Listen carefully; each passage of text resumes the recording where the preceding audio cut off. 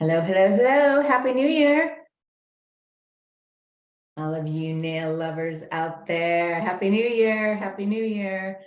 I'm just going to talk a little bit and give you a minute or two to log in and get ready. And for me to get my nerves out, because, I get nervous talking to you. My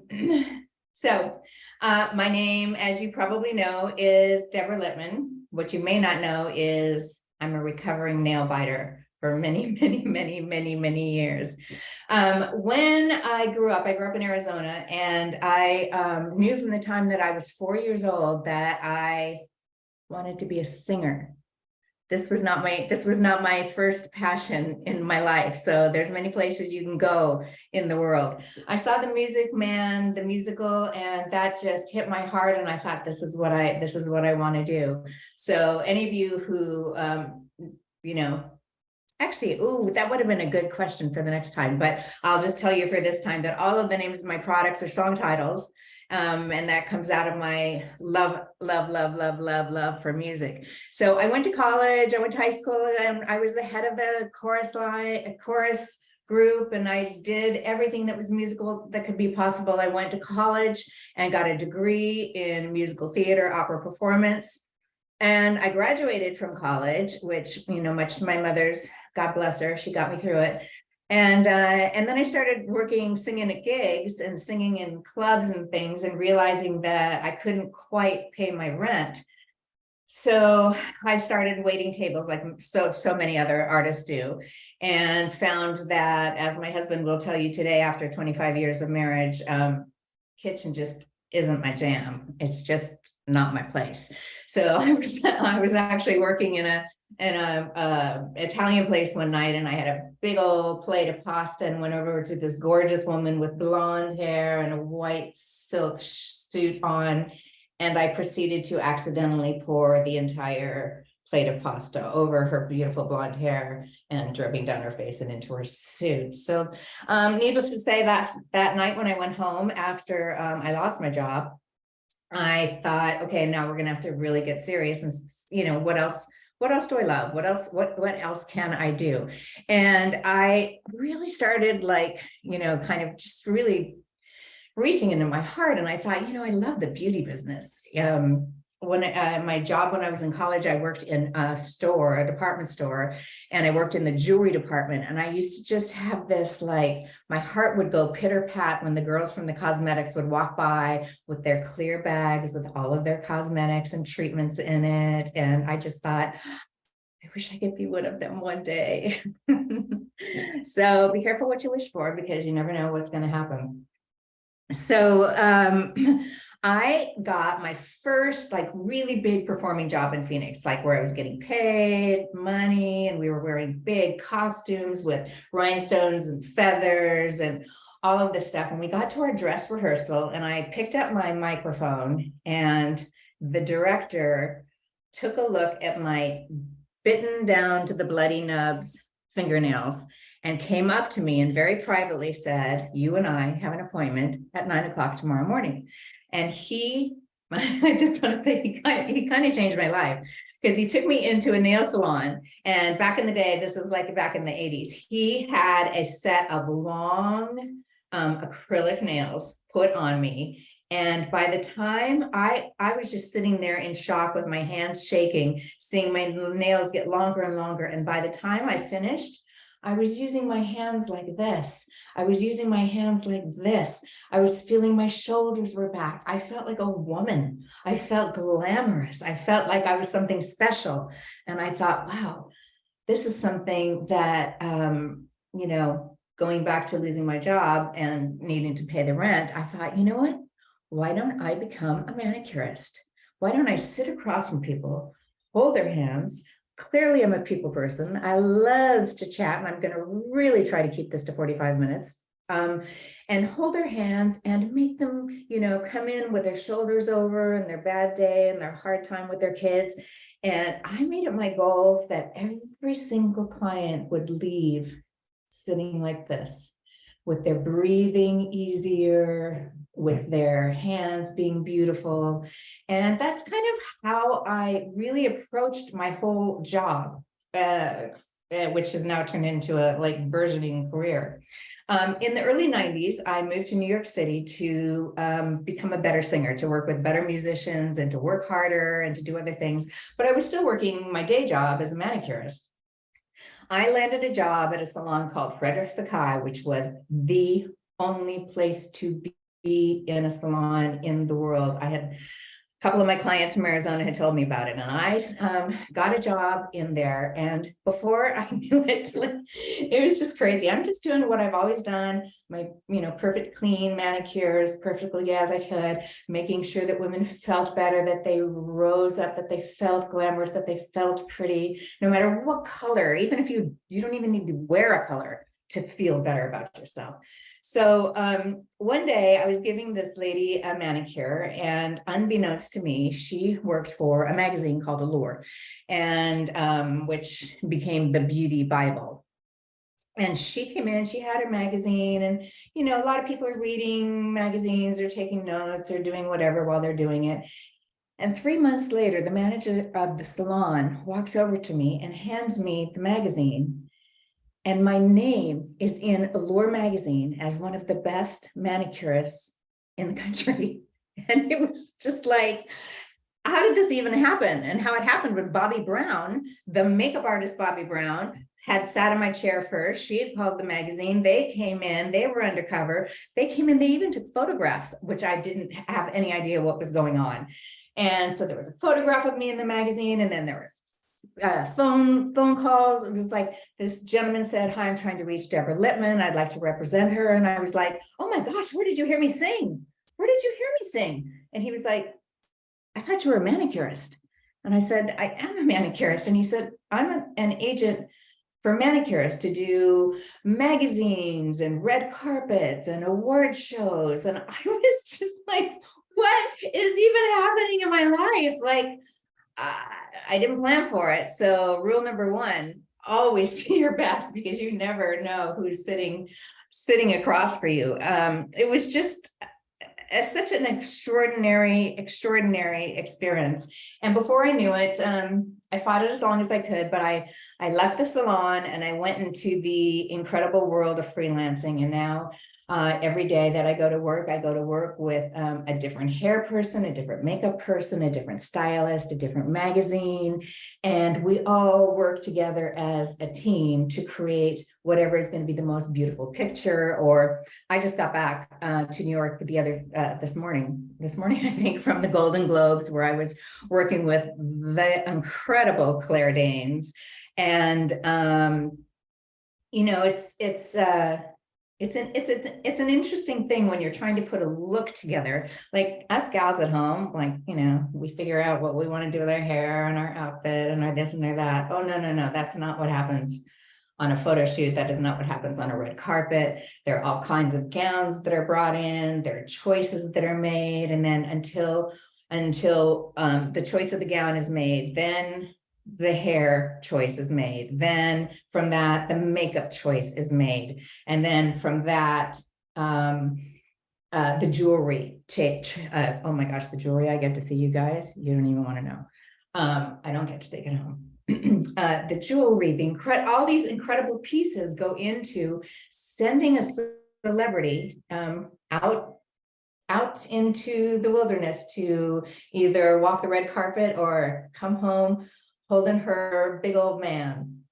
So that's just sort of a little about what I do. I've been doing it for 30 years now, and I love it every time I go to work. And I just wanted to share a little bit about that. And then I'm going to introduce Aaron to you, who is going to be my narrator, navigator, left and right hand. I don't think you're going to see his face, but he's going to read the questions that you guys have for me.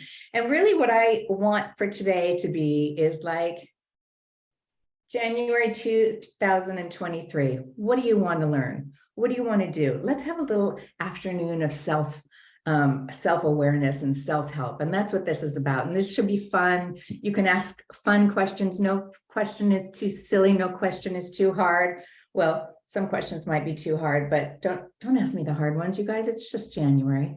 So Erin will read the questions, and a couple of times during this webinar, we're going to have little polls come up on your screen that'll ask questions, and then we would love for you to just sort of answer the question. You'll see, it's easy. It's not a hard game. And so, hello everyone. There's Erin. This is Aaron. That's Aaron. It's like a big brother here. I will be sharing the questions. If you have questions, please just type them on your chat, and we will relay the questions to Deborah. So the first question I have here is from Emily, and she would like to know, do I have to wear a base coat? Emily, you are asking if you have to wear a base coat. Emily, the answer to that, I mean, you don't have to do anything. If you want your polish to stay on, you have to wear a base coat. If you want your nails to be protected, you have to wear a base coat. If you are going to wear a red color, you have to wear a base coat, or your nail will get stained. I mean, I think probably most of you that are sitting out there going, oh yeah, oh yeah, oh yeah. So I know a lot of times we want to just like skip the base coat because we think, oh, let's just get through it and get to the color and then let that dry, and it's going to be one less coat to dry. Really, this is a science, this whole manicure thing, whether we like it or not, it's a science the way it's put together. The base coat is formulated different than the color. The color is formulated different than the top coat. There are a lot of different kinds of base coats for different problems that you might have: splitting nails, chipping nails, dry nails, ridged nails. You only want to choose one base coat, even if you think you have every problem under the sun. You're just going to wear one base coat, or for sure your polish will never dry. That was a great question, Emily, and it's asked all the time, and it's something that's confused by customers all the time. So good start. And actually, since we are on that, here is a little poll about base coat use. So do you use a base coat? Aha. Be honest. There we go. No one can see you. No judging here. I'll be honest and tell you that I occasionally go without a base coat. I always regret it. That is amazing. So here are the results for you guys. And most of you are doing the right thing. Wow, 89% of you wear a base coat. Listen. That makes me so happy. I can't even tell you how happy that makes me. That's incredible. Good for you. Good for you. Your manicures are lasting longer. Your nails are more protected. You're not going to get dry and peeling. You are doing such a good thing for yourself. Congratulations. Congratulations to you. And now we have a question from Alka, and she would like to know, how long should nail polish be left on before removing it? Oh, Alka, that is the $1 million question. I mean, if you're polished, so I'm gathering from that question that your polish stays on your nails a long time. And if that's the case, God bless you, because all of our nails are different, and all of our experiences are different. So that is fantastic if you have to wonder about that. I mean, I think you can leave it on as long as you want. I would recommend putting a top coat on maybe every 2 to 3 days, just to freshen it up and brighten it up, and also protect it a little bit more. Always remembering that when you're using a top coat, that you just sort of cap the very, very tip of the nail. That's going to keep the polish on even longer. And if you're wearing a nude, that's going to go with everything that you're wearing, wear it as long as you can. There are no rules to that. Great question.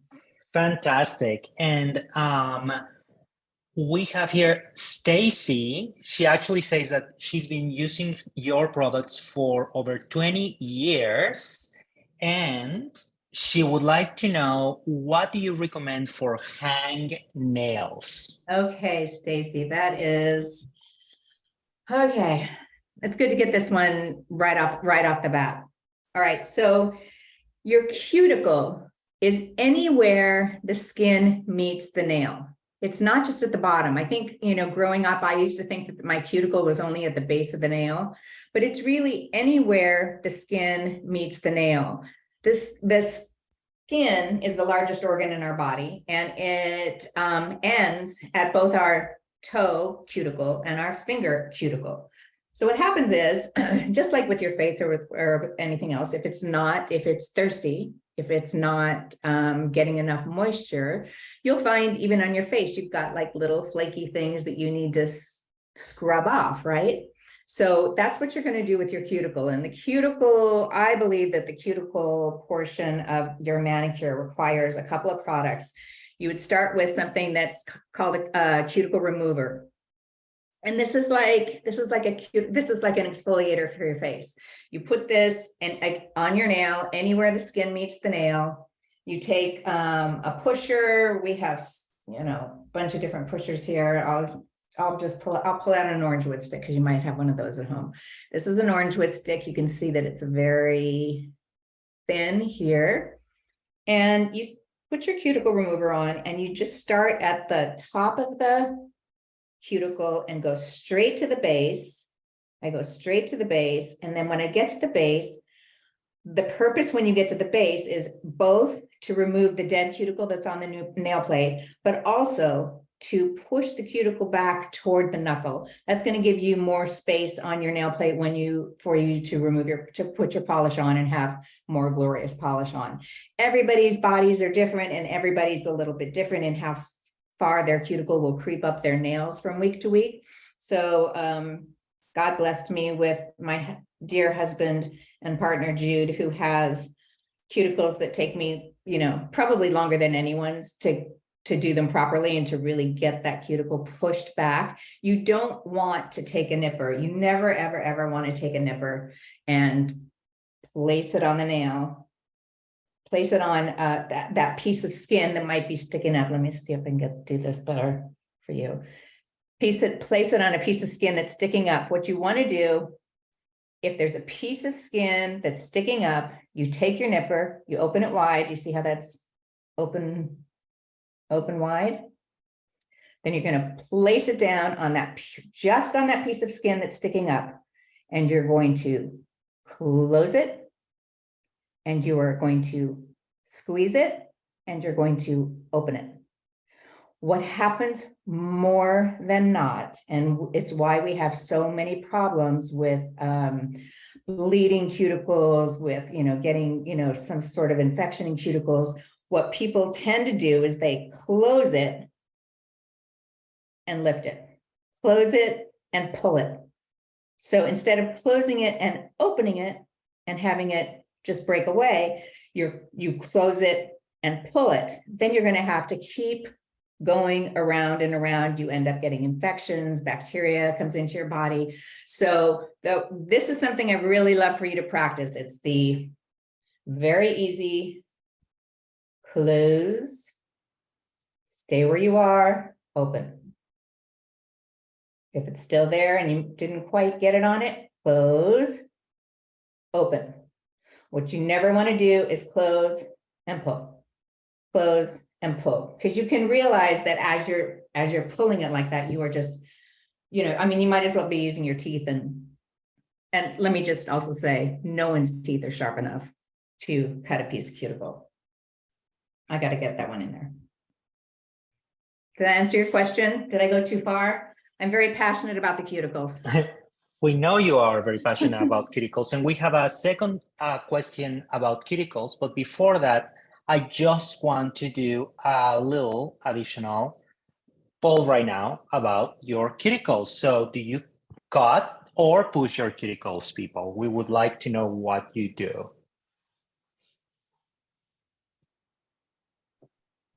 Mm-hmm. Some of you do the biting of the cuticles. I mean, that I have to say, I sometimes appreciate the honesty. There we go. Okie doke. So here are the results. Ah, Good, good, good. So for those of you who are on the second, I like to cut them. There is some pleasure. I cannot deny it. There is some pleasure, crazy sick pleasure in biting them. But it is absolutely, it's not doing anybody any good. So we need to really, really work on not biting them, because you're only going to cause more that you need to work on, cause bigger problems, cause disease, free radicals getting into your body, it's just not good. The best way to do it is to push them back using a cuticle treatment. Don't just push them back dry. Like if you're in the shower and you're coming out of the shower, you could use your towel and you could push a little bit with your towel, but you never, ever, ever want to, does anyone stick their finger in their mouth and like push their cuticle back with their teeth? That's a no-no. That's for another poll another day. Erin, next time we do one of these. Alka is asking, so she particularly, sometimes she has like a very long cuticle that's a little on the unsightly side of the spectrum. So what do you recommend? Like if she tried to push it and she was not able to push it completely, is there a tip that we could do? Yes, if you can't push it completely, if it doesn't remove when you've pushed it completely, that's when you take your cuticle pusher. That's when you take this guy. And sorry, there's a hole in front of me. That's when you take this and you close it right on the very, very as close to the skin as it can be and open it. Close it, open it. You always want to push first, and you always want to push using a cuticle remover. Cuticle remover is very different from the cuticle oil. A cuticle oil is meant to be sort of like a serum, something super, super, super, super uber hydrating on your face. And the cuticle remover is something that is used. I actually do what is called a dry manicure, because I learned that over the years. If I use my cuticle remover, soak them in the cuticle remover. So put the cuticle remover anywhere the nail meets the skin, really drench them, put them on, all of your nails, and then go back and then start pushing. That product will have been on there long enough to soften it so that you can start that pushback. If you stick your fingers in bowls of water, which is how we used to do it old school, we'd have like a bowl on the other side with sudsy. First of all, you've got sudsy that is drying out your cuticle. And this whole process that we're trying to do with giving ourselves a manicure is to not dry out our cuticle, it's to hydrate our cuticle. It's to get rid of the dead skin, the dead cuticle, and hydrate. So, hey, Erin, can you pull that pole down so that I can... There you go. Thank you. Thank you. So when in the old days, when we used to, they used to say, Madge, you're soaking in it, you're soaking in palm olive, and we would soak in a bowl. The other thing that happens is that when your nails are completely wet, they expand, they get wider. So if you're, going along and you're doing your own nails and you haven't soaked, you just put them in the cuticle, you put the cuticle remover around them, go around a couple of times, really pushing them back as far as you can, really getting into those sides, because there is a lot of dead skin usually in there, and you're just trying to remove that dead skin. Then you're going to take your nipper, go into that cuticle area, nip it, close it, open it. If you see another piece of skin that's hanging up, close it, open it. If you were to have soaked your fingers in a bowl of water, your fingers will be, the nails themselves will have spread out. So by the time you get finished with doing all of these luxury treatments, you're going to do a hand cream and a cuticle cream, and you're going to massage your hands, and you're going to put on maybe like an extra, I'm going to pull this little guy up that I call It's a Miracle. This is something that I use a lot. It's yellow. It has so many great ingredients in it. But I will put that on actually I put that on right before I get on a plane. When I get on a plane, I sit down and I put that particular cuticle oil on and massage it into my hands. But if you soak and then do the manicure the way that the rest of the manicure the way that I told you, by the time you get ready to put base coat on, the nail is still a little bit wider. So have you ever had that experience where you've polished your nail, you feel like you've absolutely done a perfect job of getting it from right into the side and right into the other side, and then an hour later, like you can see the sides of your nails? That's because your nails had been expanded from soaking in the water, and then they went back to their natural shape. Does that make sense? Everybody understand that? We Kind of. think that was very clear. But the next question is from VK, and they're wondering, what is your the shade that you use the most on your clients? Okay, well, what I would tell you is that once you've done a proper cuticle pushing, really, really proper cuticle pushing, our bodies tell us what, sorry, I've been working this week, so my nails are just really, oh, hi, Oprah. So oh, we're having a little sidebar of clients that I do. Yes, why not, right? Yes. Oh, there's my Lady Gaga. There's my Kate Winslet. Ah, I've been very blessed to be in the room. I'm going to sidebar for a second. I've been very, very blessed to be in the room with more than 10 award winners when they've won their Oscar. And if any of you have gotten married, or kids that have gotten married, and you know that whoever gets to get in that room while the bride is getting ready, like that's the inner circle. And so I really feel blessed to know that I'm part of the inner circle. However, I was telling you earlier that when we're putting together a look for going out to a red carpet, or going for a magazine shoot, or Golden Globes, we put together, we look at the color of the dress, we look at what color the skin is going to end up being, because sometimes they want to like completely super, super lighten their skin, or super, super darken their skin, depending on what their dress is. Then you decide whether there's an eye. Usually in fashion, there's a choice of a really strong eye, a lot of makeup on the eye for a really strong look. And if you do that, then usually there'll be a more nude, undone lip, something that you don't notice enough. That picture that came up last with Reese Witherspoon holding the Golden Globe. So she was wearing gold. There was some gold in the makeup. She's got the blonde hair, which gives you the gold thing. I don't want to come in and go, I'm going to give you a dark nail, because a dark nail is the only thing that's missing from this palette that we've got going. So that's something that you need to really, really decide, because what if she wins the award? If she didn't win the award, it would have been fine. If she did win the award and she was holding that guy and her nails were dark, your eye would go to the dark nail. And we don't really want that to happen on an awards day. So that's just a little trick of the trade. Next question is from Judith. She would like to know why you shouldn't shake your nail polish bottles. Oh, Judith, good question. Good question. And I think so when you have a bottle like this, that's a dark, dark, dark color, if you shake, like we do with most of our cosmetics, we do shake, shake, shake. When you go to apply nail lacquer on your nail, not right away and not as you're polishing it, but a little bit later, you'll start to see little tiny bumps in the polish. I think we've all kind of been there. So we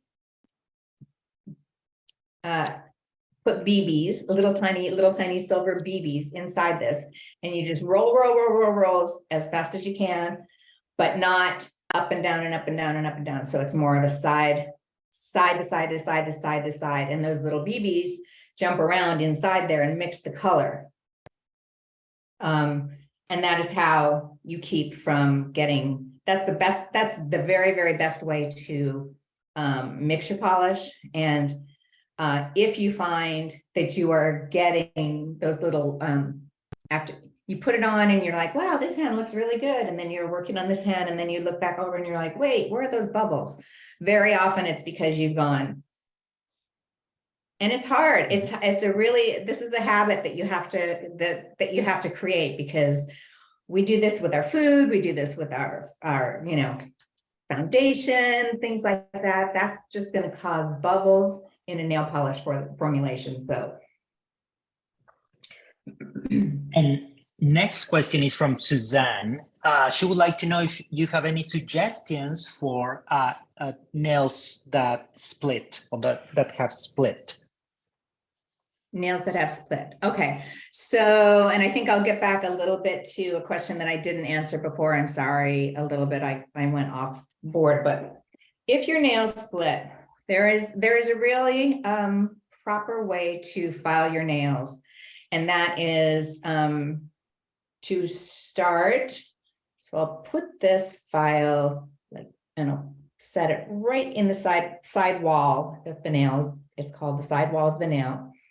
And I'll pull it up, and then I'll go to the other side and I will pull it up, and then I will come to the top and I will go 3/4 of the way across. And then I will go to the other side and go 3/4 of the way across. And you do that, I mean, you'll do it in a speedier fashion. But when you take a file and go back and forth like this, very, very often it causes your nails to split, especially if you have any kind of ridges in your nails. So you really want to file in, going in one direction at a time. So I'm going from the right to the left and the left to the right, but never, ever, ever, you know, and I watch people on TV all the time, like, I mean, it's TV, but don't follow what they do when you're watching Will and Grace. When I meet that Megan Mullally man. So what I also wanted to say about the, I wanted to go back to someone's question earlier about how do you find the best shape. Once you find the best shape for the cuticle will really tell you how to, you want to mirror the tip of the cuticle to the cuticle. Sorry, you want to mirror the shape of the tip to the shape of the cuticle. Now, there are many, many, many, many, many trends, more trends than I've ever seen in terms of shapes of nails. So I think in this day and age, that's, you know, go for what you go for. I personally love on a slightly longer nail an almond shape, like just the very tip of an almond. For many years, it was a square nail. Then it became a squoval nail was the really in thing. Now we have coffin nails that go outwards and make your fingers I think if you make a nail that comes out from the side of your nail here, it's going to make your nail look, it's going to make your finger look shorter and squattier. So the best tip for your nail, the way to find the best shape for your nail is to really do a nice pushing on your cuticle and then mirror the way you shape the tip of the nail to the shape of the cuticle. That's the way your nails will look the best for you. Now that doesn't mean that's the way you're going to wear them all the time, but that's my answer to that question. Great. And the next question is from KJ Rink. And they're asking any suggestions for improving the appearance of aging nails and hands, and possible, like if there's anything to make the hands look brighter and nicer because of the pass of time. Yes. So I think we're all fairly aware that we do lots and lots of things that make our faces look younger than they are. We don't do as many things to make our hands look younger than they are, or at least their age. And if you really think about it, we use our hands so much more than we use our face. So I didn't really want to make today about product, but I just kind of wanted to teach you about things and tell you about things. But if you go on my website, you'll find that like you can get a scrub for your hands that will take some of the dead skin off and has brightening ingredients. This is my hero product. This is my Rich Girl hand cream that has broad spectrum SPF and UVA, UVB. And this is something that you should this is just the one product I'm going to talk about. This is just something you should never leave your home without. It keeps that SPF on your hand. You know, there's SPF in everything that we put on our faces. And then there's SPF and stuff that we put on our décolleté, or at least there should be. And then you get out in the car and you're like this, and I'll pull my arm up. And you're sitting like this with your arm out the window while you're driving. And this arm is getting tan. And this arm is getting darker spots on it. And this arm is getting crinkly. So it's really important. We just don't think about it. So now not only do you have hands that look older than your face, you have one hand that looks a lot older than your face, and then the other hand that's just a little bit older than your face. So there are things that you need to do, you know, over our whole bodies, our feet, from our feet all the way up to our fingertips, up all the way up to our foreheads, to our décolleté. Now there's, you know, all this talk about, you know, women losing their hair and things that we need to do for that, for our scalp, to be taking care of our scalps. So does that answer your question? I believe so. And we are going to do a quick little poll right now. And this one is about nail concerns. We just want to learn if you have any nail concerns.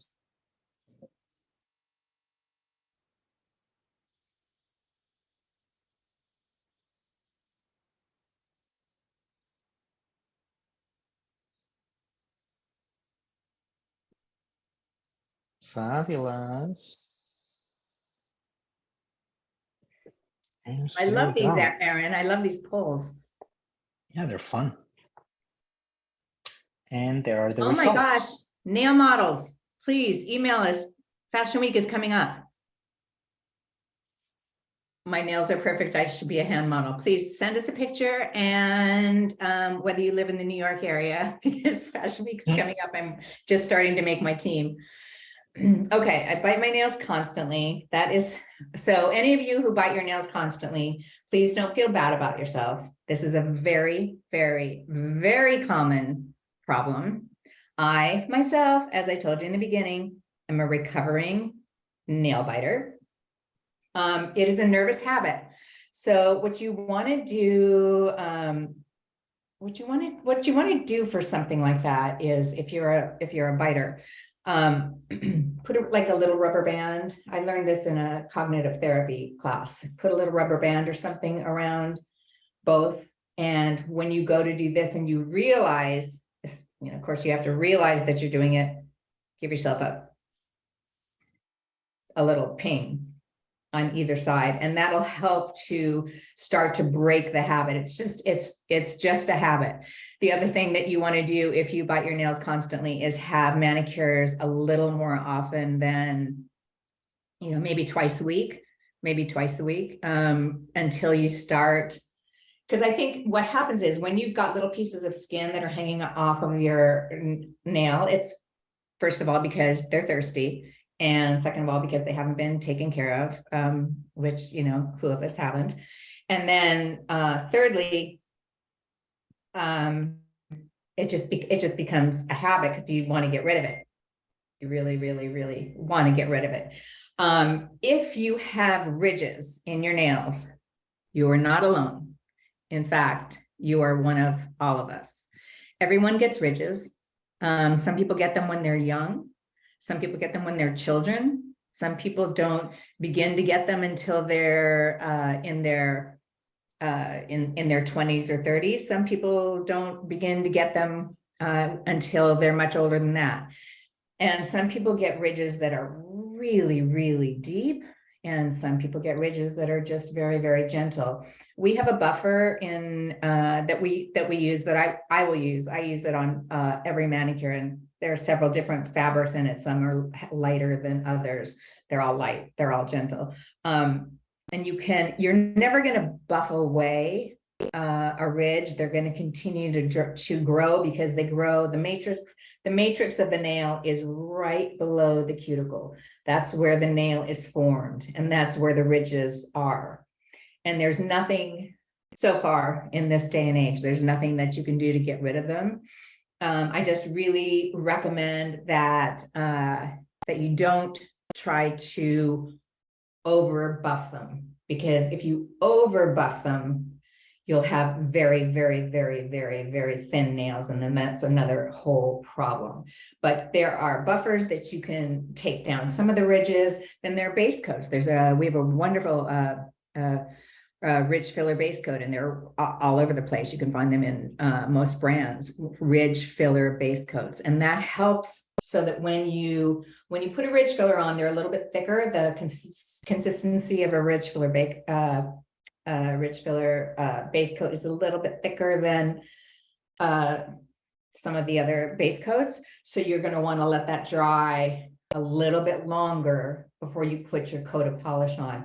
But boy, when a ridge filler dries flat, your polish is just going to go on, like it's just going to glide on and look beautiful.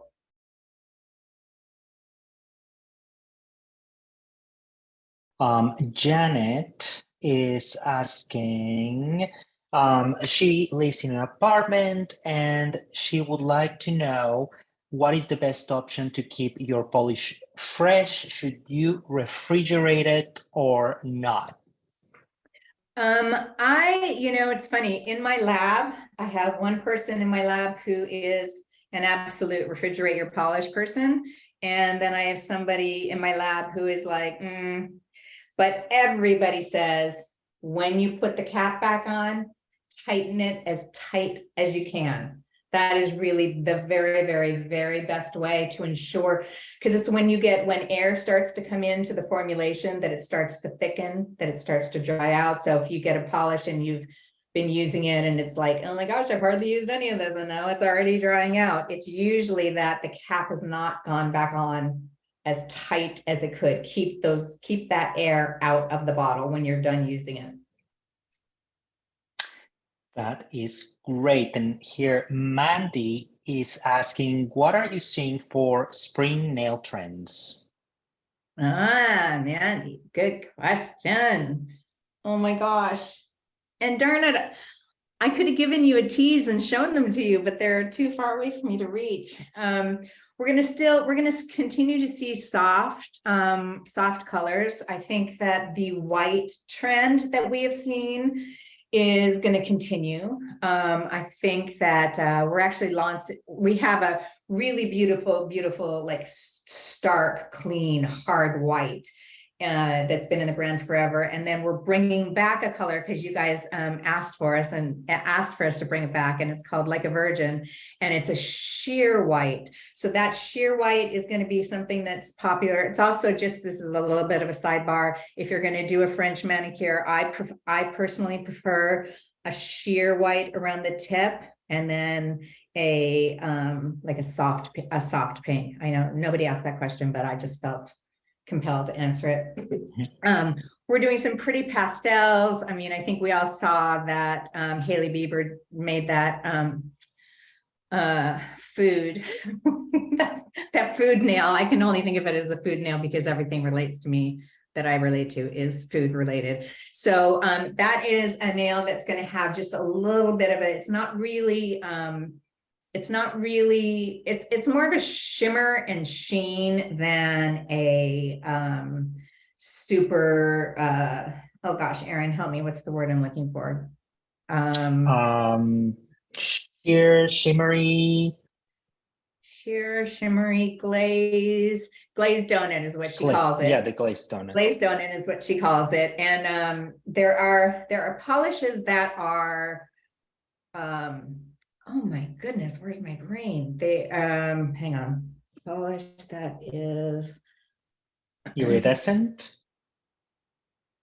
not iridescent, but all one color. Chrome. Chrome is the winner. There are polishes that are chrome, and they are really, really, really cool. I love them. I think they're fantastic. I will tell you, I mean, I think that this is a kind of a really great thing to know, that there are some formulations really, really last because they wear well, and some formulations don't. So you could, buy, well, I don't want to talk about my product. You could buy a red that's cream and it would stay on a certain amount of time. You could buy a pink that's cream and it would stay on. Oh, there they are. That's our spring collection. Oh, isn't she pretty? She makes me very happy. But if you put a polish on that has a lot of glitter in it, back in the day, we did a lot of glitter at Deborah Lippmann, and we loved glitter because it stayed on, and we didn't love glitter because it stayed on, because glitter is not nail polish and there wasn't anything to remove it with. So different polishes that you go to put on are going to wear differently. We did some due diligence with the chromes, and they absolutely don't wear. They don't wear well. And as cool as they are and as beautiful as they are. So if you're going out for Halloween and you're okay wearing, silver chrome, and knowing that by the middle of the night, it might not be there anymore, that's not something you did. That's actually the formulation itself. And, they're working at that. The chemists are working on that because they know we love the chromes. We actually have a few manicurists in our group here, I and love one it. of them, Scott, is asking. He likes the concept of a dry manicure, but because it is old school, some people sort of like expect the wet manicure with the water. So, and if they don't do that, they feel sort of cheated. So, what are your suggestions to sort of educating the client in why the dry manicure is better, or the Well, waterless? We should say Scott, waterless. that's a great question. So there are a couple of things that you can do. One is, you could say that you just attended you went to a seminar, and this seems to be like the new news in what's working better for keeping your polish on. And you could explain it to her. And if she's the kind of person that trusts you and comes to you because she trusts you, she might try it. If she doesn't try it, give her her little bowl, and just don't let the fingers soak nearly as long as you would. So just, give her a little bowl, put the fingers in, I imagine that you put the fingers in and then you start filing. I'm not sure if that's right, but don't wait till you file the whole hand to switch, to take them out. Just don't let them soak as long. Does that make sense? Does that help? Mm-hmm. I think And so. if you need more help with that, you can reach out to us at customer service, and I can try to help you. But I think, it sounds like you are working at a place where you have customers that come to you because they trust you, because you know what you're doing, because you're, you know what you're doing. We all know that there are places that we can go where we don't know what they're doing. So, try just saying, you went to a seminar, and this is this is kind of the new technology. This is what we've learned. We're always learning new things about everything, about food, about drinks, about everything. And this is what you learned, and try it and see if it lasts longer on her. And we have about 10 minutes left, and we're going to probably do another 2 questions, or sort of like a longer format questions. But before that, there are so many questions here, Deborah, of people asking, what are your favorite colors? So I know that, it's a very difficult question to answer for you because they're your babies, but they want to know specifically your favorite nude, your favorite red, and your favorite pink. Go. Oh. I can. It's like a bonus round. Think Jeopardy or Wheel of Fortune. It's so hard, you guys. They're my children. This is Sophie's Choice times 10,000 questions. I will say I do have a couple of go-tos. This is a color called Naked. It's a nude, and I have very peachy pinky skin, so it's a cool nude. And I like to wear it because it just kind of makes my fingers look elongated. It's naked. This is Lady is a Tramp, which is a dark blue red. It is a cream formulation. These are probably two of my go-tos. One thing that I also love about these is like when my nails are super groomed, I also think it's fun to wear the red, which is expected to be on your toes. I like to wear the red on my fingers and the nude on my toes. So I think that's kind of a more modern way to go. I have a couple of other darker reds, one called Single Ladies, which is deeper and absolutely delicious, and a little bit deeper than this. These I feel like I can wear year round. I also wanted to actually talk about this a little bit. This is how to wear a nude. This color here is called Fashion, and it is a little bit yellow.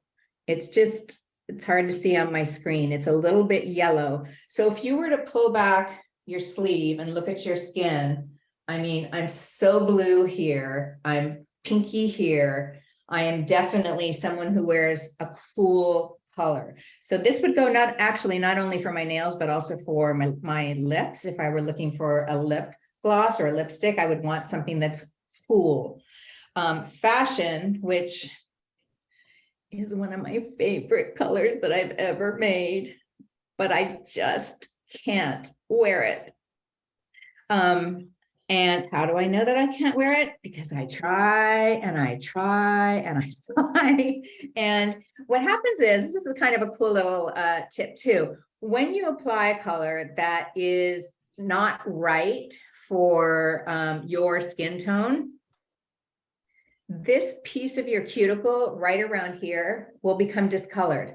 It'll either look gray, or it'll look brown, or it'll look red. So once you put a color on, a couple of coats and let it dry down, your body actually, our bodies are amazing. Your body actually will tell you that it's not maybe the best color for you. That doesn't mean, and I'm not going to tell you that I never wear Fashion, because of course I do. I love it. Is it the prettiest color on me? No. Sometimes I care, sometimes I don't care. I just want to say, I thought I saw another question from Scott on the dry manicure. Is that gone? No, he asked, what about when you're giving pedicures? Do you also follow the waterless, or what do you do because of the soaking of the feet? What I do is I'll take something like this Urban Essential towelette, and you want the feet to be clean, obviously, before you touch them. So I will clean them with the towelette. I will take a spray for the calluses. I'll start with the bottom of the foot and spray the calluses all the way around the bottom of the foot, all the way, if they're on the pinky toes, I'll spray those. And then I'll put the client's leg on my knee, and then I'll start the regular pedicure. So it's a great way to work. Great way to work. So yes, you can do dry pedicures as well. And Jane is asking if you think that the equipment that people use at the salons is safe, or if she should bring her own. Jamie, she doesn't really want to be carrying it. Jamie, I really am glad you asked that question. Prior to the pandemic, I was wishy-washy. And I go into lots of different kinds of salons, and I see the practices, and some salons do fantastic practices, but some do a little sneaky of how long they're going to leave their products in to sanitize. So what my husband, Jude, who's the president of the company, he always says, if it hasn't been with you, you don't know where it's been. So I really recommend that you put put together a little bag. It's not that much that you're going to need to do. And please be careful of the foot files that they use on you, because if they use them again and again and again and again without cleaning them in some salons. So that's something that's that scares me a little bit. Then Karen is asking, how do you come up with the names of your polish? So Karen, I don't know if you were on in the very beginning, but I'm a jazz singer. So let's see, like this is called Ladies a Tramp. I get too hungry for dinner at 8. I like the theater, but never come late. So they're all song titles. They're all song titles. And what's fun about them is that sometimes you know the song, and other times, you know, there are song titles are not copywritten. So there can be like Rich Girl. There's a Hall & Oates, if you're not too, if you're old enough like me to remember Hall & Oates, that has a Rich Girl. And then there's the Gwen Stefani Rich Girl. So what's fun about it is that when you see the name, it's either something that's going to like really speak to you and kind of take you to another place in your heart and in your mind and in your world. And if you haven't heard of the song, it's hopefully a cute name that will guide you toward what the color is going to be. It's a really, really, really fun part of the process for us. It's very special and very unique to us with our whole music philosophy. Great. Oh, and if you, I see somebody writing, if you, before we go, if you are a fan of jazz music, I do have this is my favorite thing to say, a Spotify channel and a Pandora channel and an iTunes channel called Deborah Lippmann.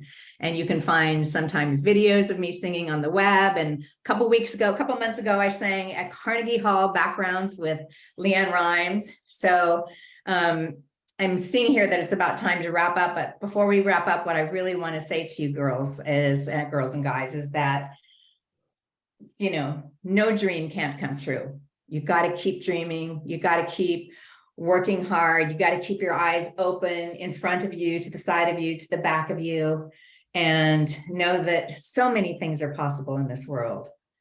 So thank you so much for coming. This was our first webinar. We weren't sure anyone was going to come. I'm so thrilled. Maybe we'll do these more often. Let us know if you'd like us to do these more often. Thank you so much, everyone. Thank Take you care. so much.